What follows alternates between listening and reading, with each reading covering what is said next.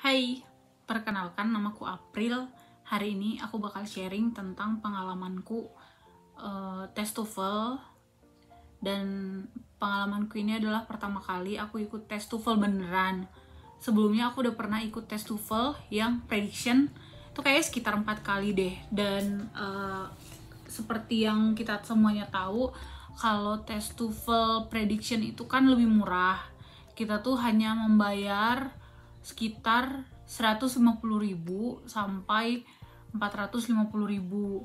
Sedangkan kalau untuk tes TOEFL yang sertifikatnya diakui secara internasional, itu kemarin aku bayarnya $205 atau sekitar 3.300.000 karena kurs sedang naik. Tapi sebenarnya kalau di harga normal itu mungkin sekitar 2,8 juta. Sebelumnya aku mau ngejelasin dulu, kalau misalnya kita mau tes, kita harus tahu peruntukannya dulu. Kalau misalnya kalian mau kuliah di US, kalian sebaiknya ngambil TOEFL aja. Tapi kalau misalnya mau ngambil di Europe, sebaiknya ngambil yang IELTS gitu. Jadi kalian itu bisa daftar di ETS-ORG untuk mengikuti tes. Dan ETS-ORG ini kan kayak diakui secara internasional dan mereka juga punya banyak lokasi untuk tes gitu. Nah, kalau aku kan di Bandung ya. Sebenarnya di Bandung itu juga ada beberapa tempat tes yang bisa didatangin. Kebetulan yang paling dekat ke tempatku itu adalah Universitas Parahyangan di Ciumbuleuit. Jadi aku tesnya di sana. Tinggal bikin akun di ets.org. Kalian daftar, terus kalian pilih kalian mau ngikutin tes yang mana, tanggal berapa yang kalian mau, yang tesnya itu available. Karena dia nggak tersedia di semua hari gitu. Kayak aku kemarin itu, aku daftar hari Senin ya? Iya, kayaknya aku daftar hari Senin, yang available itu hari Sabtu. Nah, dan ternyata pas aku dateng, aku shock juga sih, soalnya aku kirain kayak bakalan banyak gitu pesertanya, ternyata cuman 3 orang. Nah, yang satunya itu aku sempat ngobrol, dia mau kuliah ke US. Pas kita ke sana, kita harus bawa ID. ID itu kan kalau misalnya kita daftar kan kita ngisi nama, alamat dan sebagainya, termasuk ID. ID itu kayak tanda pengenal kita. Kita harus bawa ID card kita itu untuk check in gitu. Untuk metode pembayarannya itu di sini banyak sih pilihannya, jadi kayak bakal mudah lah. Kalau misalnya kita buka akun kita, bakal ada appointmentnya. Kalau untuk pendaftarannya itu aja sih.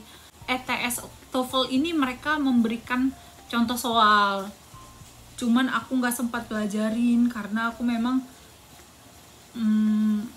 ya sambil sibuk kerja, sambil aku juga ada kerjaan sampingan, terus sambil aku kuliah juga kan, jadi kayak aku nggak sempat untuk belajar gitu. Dikasih tahu tuh di lantai 4, terus aku naik, terus setelah aku nyampe dikasih tahu ujiannya itu bakal berlangsung kurang lebih 3-4 jam, tergantung dari kecepatan kita mengerjakan soal gitu. Pertama, mereka bakal suruh ngisi daftar hadir. Setelah itu kita disuruh nunggu sampai jam yang ditetapkan. Setelah itu kita disuruh lagi nunggu di luar. Setelah itu nanti dipanggil, ayo udah boleh masuk gitu. Jadi setelah nyampe ke ruangan itu, kita bakal dikasih 1 komputer per orang lengkap dengan headphone-nya. Jadi selama kita tes itu kita harus pakai headphone. Ruangannya itu kalau nggak salah ya, mungkin kapasitasnya sekitar 15 orang mungkin ya, sekitar 15 orang, dan ada 2 orang pengawas. Dan kebetulan karena kami cuma 3 orang, ya udah 2 orang tuh ngawasin 3 orang gitu. Dan satu sama lain itu nggak akan ada keterkaitan gitu, karena kita kan sama-sama pakai headphone gitu. Jadi ya tesnya masing-masing dan kecepatannya juga beda gitu. Soalnya kan semuanya kan di waktu ya, semuanya di waktu ketika kita tes itu. Jadi ketika kita bisa menyisakan beberapa waktu, ya udah itu waktu kita gitu. Kita makanya dibilang tesnya itu berlangsung 3-4 jam, bisa lebih cepat, tapi paling cepat tuh mungkin sekitar 3 jam gitu. Tesnya itu dibagi jadi 4 sesi. 4 sesi, yang pertama itu adalah sesi reading. Sesi reading tuh menurut aku ya agak-agak sebenarnya gimana ya, nggak aku bilang nggak susah tapi nilai aku kayaknya jelek gitu.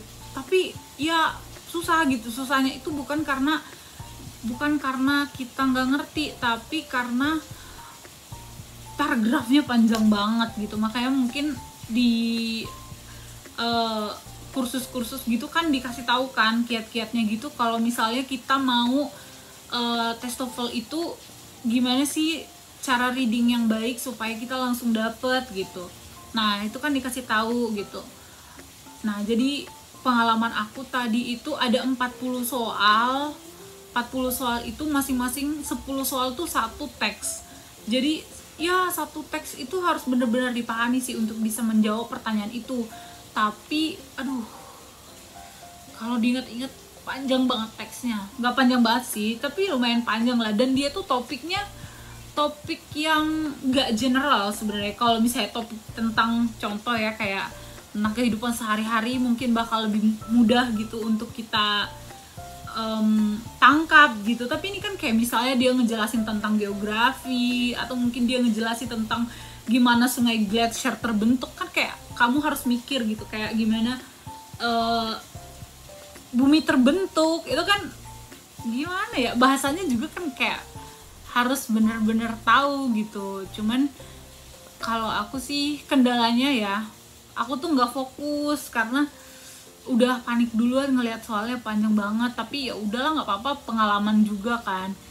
Itu yang pertama. Terus yang section yang kedua itu apa ya, listening gitu ya, aku lupa deh. Iya kayak listening deh. Oh bener, yang kedua itu adalah listening. Jadi kita bakal dikasih percakapan mereka. Ada orang yang ngobrol, terus kita harus menjawab pertanyaan, terus kita harus, jadi kayak kalau nggak salah ya satu listening itu 5 pertanyaan gitu ya. Aku lupa deh gitu. Jadi kita listening beberapa percakapan, setelah itu kita akan dikasih pertanyaan. Jadi kita tinggal pilih aja jawabannya apa gitu. Habis itu setelah listeningnya beres, baru kita istirahat 10 menit. Istirahat 10 menitnya itu juga kita nggak boleh pegang HP, nggak boleh keluar dari ruangan jauh, nggak boleh meninggalkan gedung.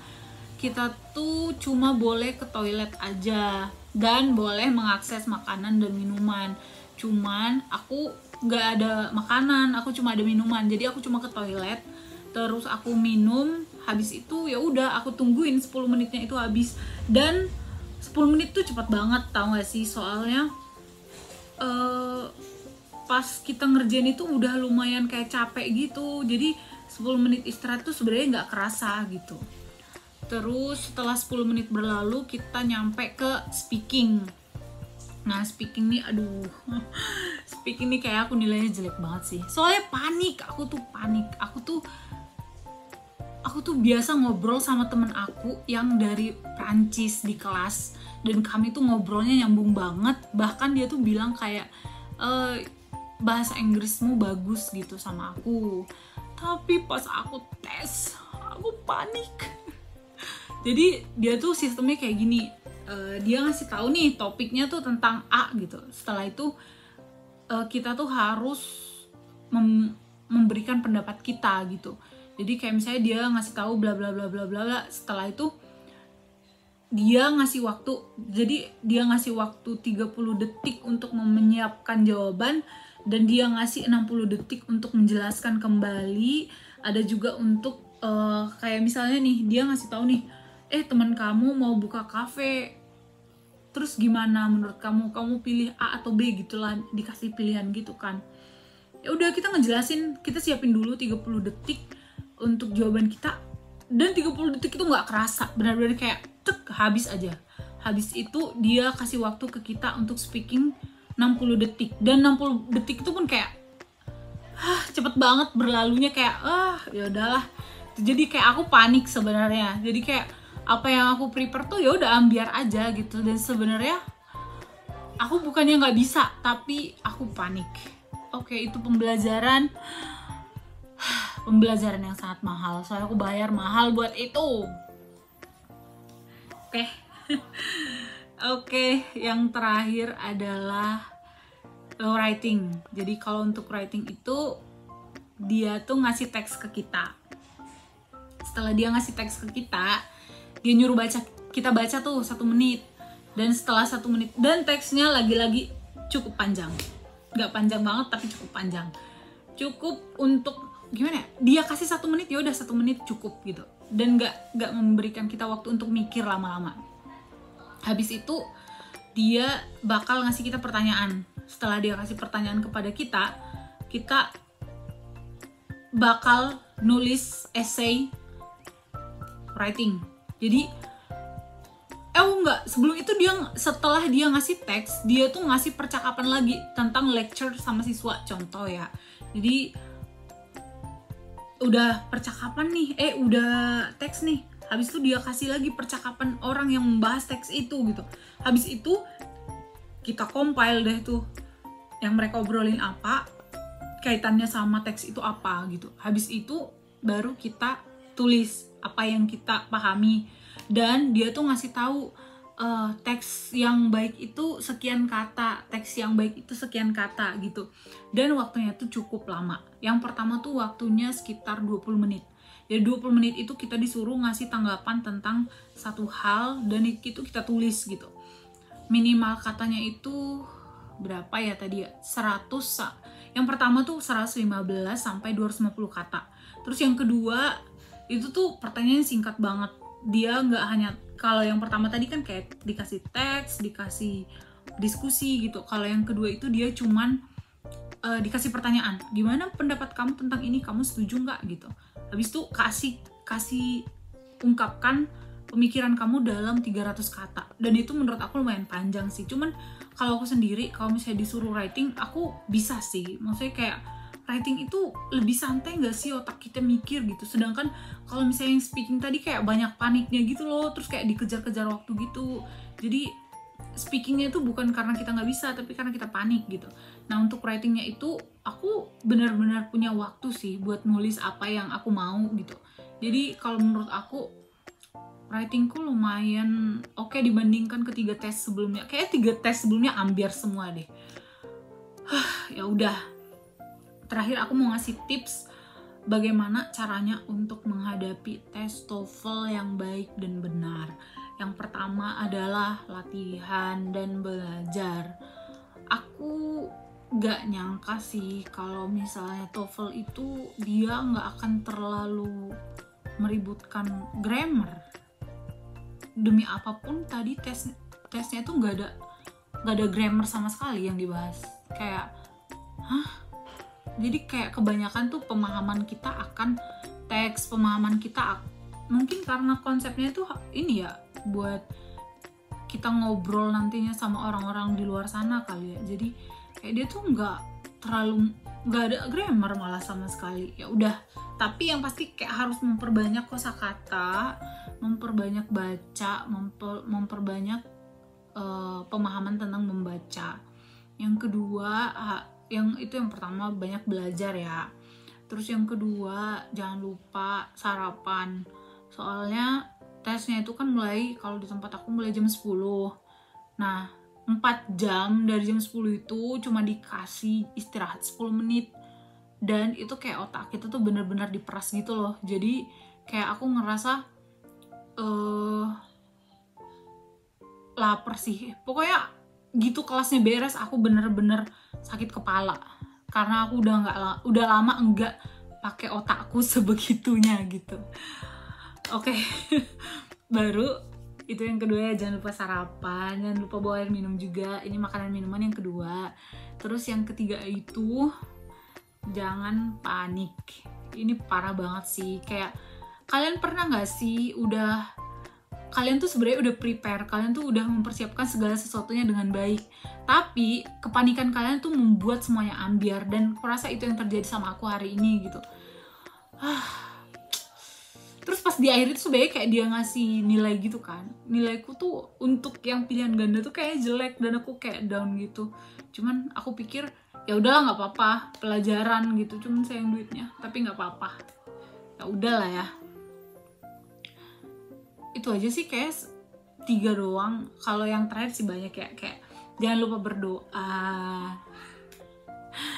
Aku lupa berdoa ya Tuhan, tapi aku berdoanya pas udah ujian sih, kayak Tuhan aku lupa berdoa, semoga engkau menolong aku.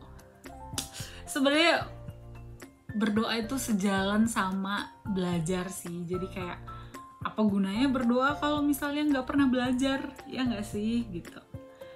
Ya udah, semangat buat kalian yang mau tes, semoga kalian berhasil. Oke, sekian sharing dari aku, semoga bermanfaat dan salam kenal ya. Aku harap tidak sia-sia menonton video ini. Thank you, bye bye.